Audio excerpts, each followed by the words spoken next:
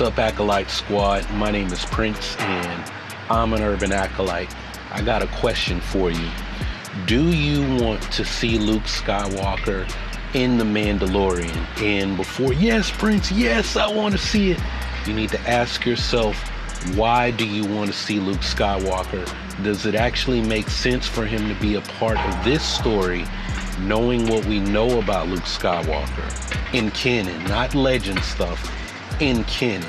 That's going to be the topic for this Off the Dome morning talk. I would call it morning coffee, morning tea, but I don't have anything. I just rolled out of bed and hit record. Before I start to unpack my feelings on this, I want to say happy birthday to my friend Ying Tan up in Canada.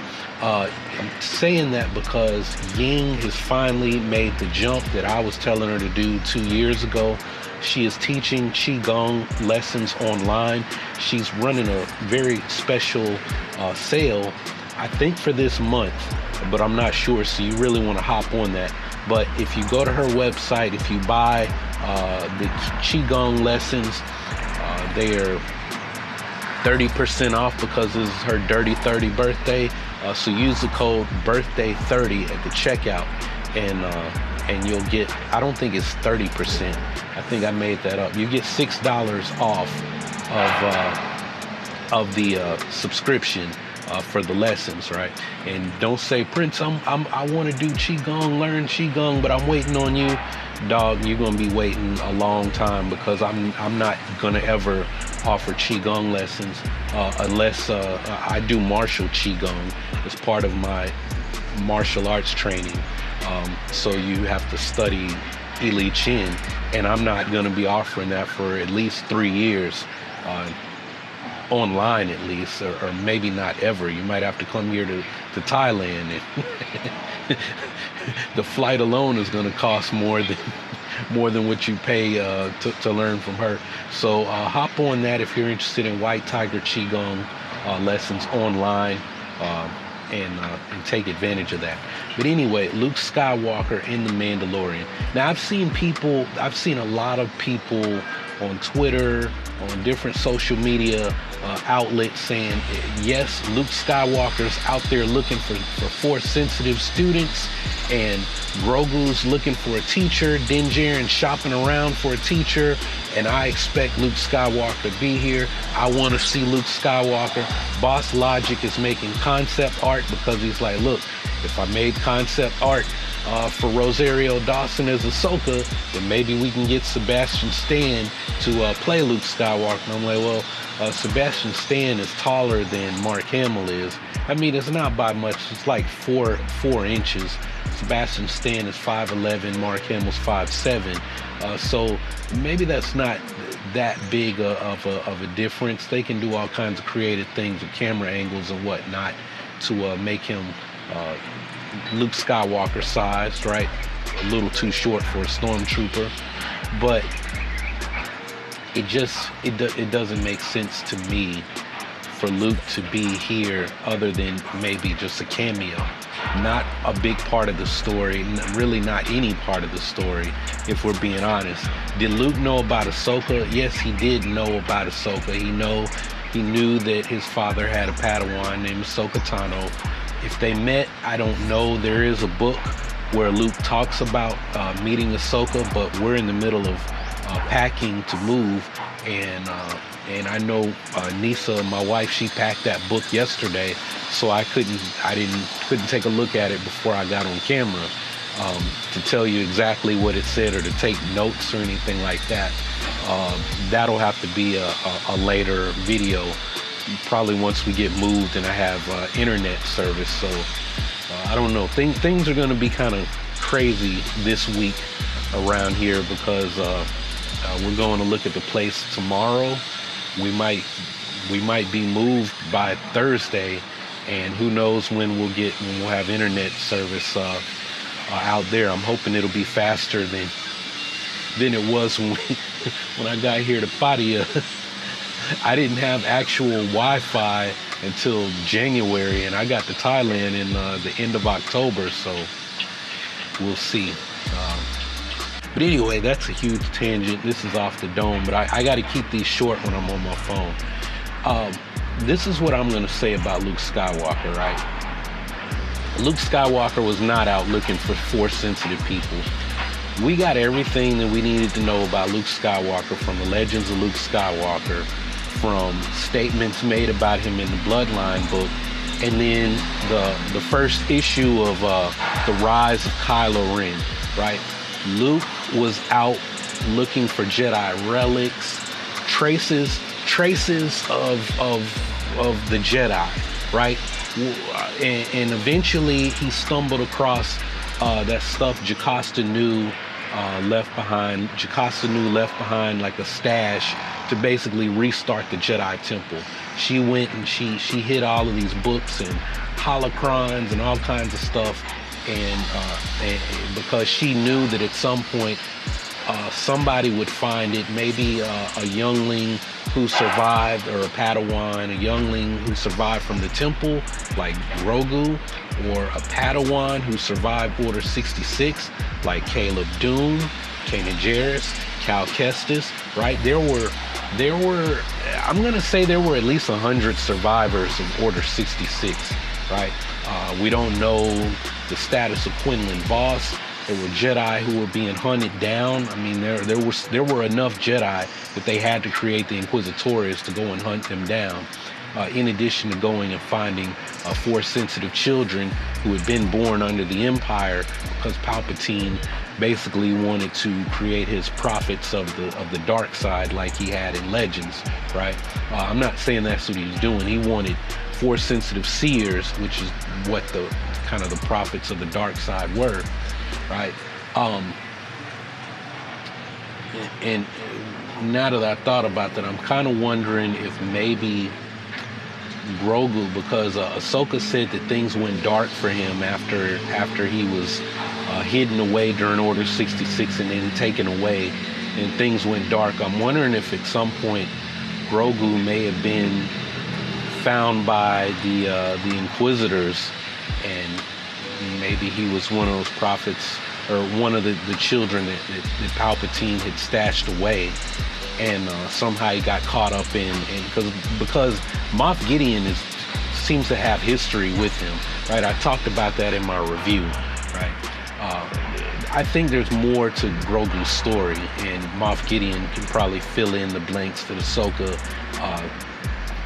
didn't know, couldn't see, or didn't tell to Din Djarin because it wasn't important to that part of the story at that time, right? It was just establishing that, hey, this kid had training at the temple. He was in the process of becoming a Jedi, right? He was in the factory, and then things happened. The Jedi disappeared. He got saved from, what happened to Master Skywalker. There are too many of them. What are we to do, right? He got saved from Anakin's blue blade. So I have a feeling that Moff Gideon knows more about Grogu. Maybe Moff Gideon knows something about Luke Skywalker as well. Luke Skywalker being the hero of the Republic, right? The hero of the rebellion, I meant to say, and the hero of the New Republic. But the thing is, when the New Republic was established, Luke went dark. Luke went out into the galaxy. One of the few people who would know the whereabouts of Luke Skywalker is Lord Santeca, because they were adventuring together. How do I know that? The first issue of The Rise of Kylo Ren, we see Luke Skywalker with young Ben Solo and Lord Santeca exploring that Jedi Temple outpost I don't want to say it was in the unknown regions. It could have been, right? But it dated back to the High Republic. And the one chick that's been, the lady that's been kind of the cover model for the High Republic, I think there was a holocron, her holocron there, that I think Ben Solo had, right? So the Bloodline book, in that, Leia said that Luke and Ben were out kind of exploring space, looking for places to train and looking for traces of the Jedi. before Luke took on Ben, he was doing that on his own, right? You guys, I keep saying this, I think you guys are getting it, right? But there's new people coming on the videos. Y'all keep supporting the channel. The more y'all support the channel, the way YouTube's algorithm works, they're like, okay, Prince is popping out videos again. People are watching them. How can we find more people like that? So, like, a lot of share the videos, help us grow the channel. No, I'm not going to tell y'all to share the videos. I'm going to say watch more videos. If you missed a video, when you got time, play these in the background when you doing dishes, because that's what I do. Like, I like long videos, because I'm washing dishes. I got the hands wet. I can't be touching my phone and the screen and stuff because I got the soapy hands, right? And Nisa, she be in there burning. I can't say that when she's awake because she thinks if you burn your food, you cannot cook, right? So I can't say, man, my girl in there burning, right? I can say that to y'all. Let me make sure she's asleep. I don't want her to come out here doing them Tony Jaa flying knees, back of my head. Somebody cop. Anyway, let me get back to Luke Skywalker, right? So Luke in the Legends of Luke Skywalker is solo. He's by himself and he almost died. He found out that there was another order that predated the Jedi Order. They were just like Jedi, but they came before the Jedi, right? Maybe they played a part in helping start the Jedi, and they imparted on him a lesson that carries out in The Last Jedi, right? That they sacrificed themselves because they're like, okay, our time is over. You're the future, right? Our order is gone. It's the Jedi's time now, and you're the future of the Jedi. And somehow they were stuck inside like some monster, and they meditated on the Force, and they were able to basically like put themselves in because he thought they were statues. I think they put themselves in like a stasis, and they survived for like thousands of years. Like I said, they predated the Jedi Order, right? And they were like, all right, well, if we use our energy to help you escape, we're gonna die, right? Because we've got to come out, and our bodies are old, right? We can't sustain ourselves this long. And he was like, what makes people sacrifice themselves for the greater good like that? I still don't understand that lesson. Obi-Wan did it for me, they did it for me, and then Luke did it for Rey and the rebellion, and for Leia, right, to help them escape the First Order. It was like, I will not be the last Jedi. The rebellion is begun anew, and Kylo Ren, Ben Solo, I'll see you around, so will your father. And he did see his father through the Force some type of way, and that brought about his path of redemption. So Luke, at this point, Luke is a pilgrim, right? Luke is a pilgrim. He's on a pilgrimage. He's out looking for traces of the Jedi, trying to understand what is this thing that is part of my legacy. But I don't think Luke really ever wanted to take on students. He saw Ben, and whatever reasons we're going to learn about Ben's childhood and why Leia wanted him to be trained. Maybe he was having tantrums. Maybe it was Palpatine affecting him and making him act out. And he's got the Force, and Leia's like, I don't know what to do with him. We got to send him to Luke, right? When he just wanted to be a pilot. He wanted to be like his dad, right? We know that that's not what happened. And then Han is out being Han, and, it is what it is. So what happened, right? We can't change the sequel saga, can't change that story. We can only build on it and build around it, right? But Luke being the pilgrim, and Luke being an extension of George Lucas. George Lucas, that is his character. George Lucas, when asked why didn't he make the sequel saga, he was like, well, I had these ideas, but in 2012 I was 69 years old. I'm tired. He just married his black wife. We've got a young daughter. He's like, I'm 69 years old. I got a new wife. I got a daughter. I just want to spend time with my family. I made all this money. I want to enjoy life, right? Like, I I don't want to do this. And, I'm old. Oh, weak. Too weak. Right? He just wanted to walk away and do his own thing. And Luke Skywalker, right? He put all his hopes into Ben Solo. Ben Solo was like almost like a son for him. And then Ben falls to the dark side. I don't want to say turn because, now they made it's not his fault. It was all Palpatine's influence. I don't really like that that's what they did with the character.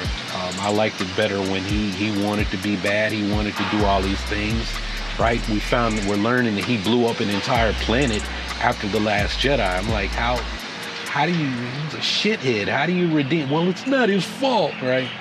I feel like Star Wars caved all the white girls who have crushes on Ben Solo and, dream about his cross-guard lightsaber. If you're one of them and you that offends you, oh well, you're really just gonna have to deal with it because that's basically what the fuck happened. I feel like they ruined Ben Solo's character. They ruined Kylo Ren, right? Prince, you never say anything. Well, I just fucking said it. This is off the dome where I'm just gonna say how I've been feeling, for almost a year now, right? Ruin the character when they redeemed him the way they did. But it is what it is. They wanted to end it on a high note, I guess. But Luke, for me, no. Luke doesn't train Grogu, and there's no reason for him to show up on The Mandalorian. Let's introduce a new Jedi. Let's do something, build up somebody in a story that runs parallel with the saga. We know what Luke was doing, and I'm happy to just leave it at that. But anyway, that's my TED Talk, so thanks. No, I'm just playing. That's really all I got to say on the topic, right? If you guys have anything you want to add, let me know in the comments below. I'll be checking back to see what you all have to say. But thanks for supporting the channel. Check out more videos if you missed some.